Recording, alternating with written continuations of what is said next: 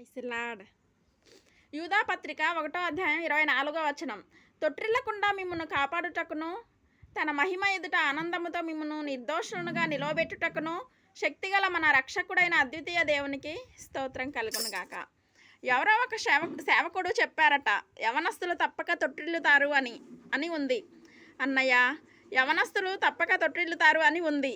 వచ్చిన దగ్గర నుండి అదే మాట్లాడుతున్నావు. తొట్టిల్లకుండా కాపాడే దేవుడు అనే మాట లేదా అంటే, ఆ మాట లేదు, నేను ఇదే నమ్ముతున్నాను ఫాస్టర్ గారు. ఏం చెప్పారు నాయన, ఫాస్టర్ గారు ఏం చెప్పారు నాయన అంటే, యవనస్తులు తప్పక తొట్టిల్లుతారు నాయన అన్నారట.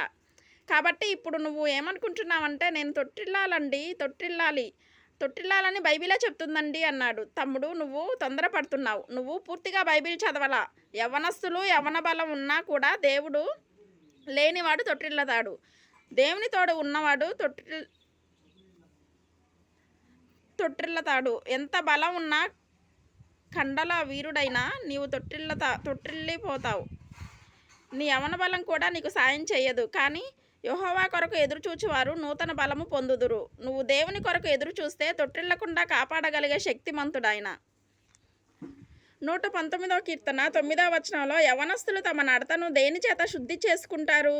దేవుని వాక్యమును బట్టి దానిని సరిగా చూసుకొని వారు పవిత్రంగా ఉంటారు అని దేవుని వాక్యంలో వ్రాయబడింది. నీ ఎదుట పాపము చేయకుండానట్లు నా హృదయంలో వాక్యం ఉంచుకున్నాను అంటాడు 119వ కీర్తనలో 11వ వచనంలో.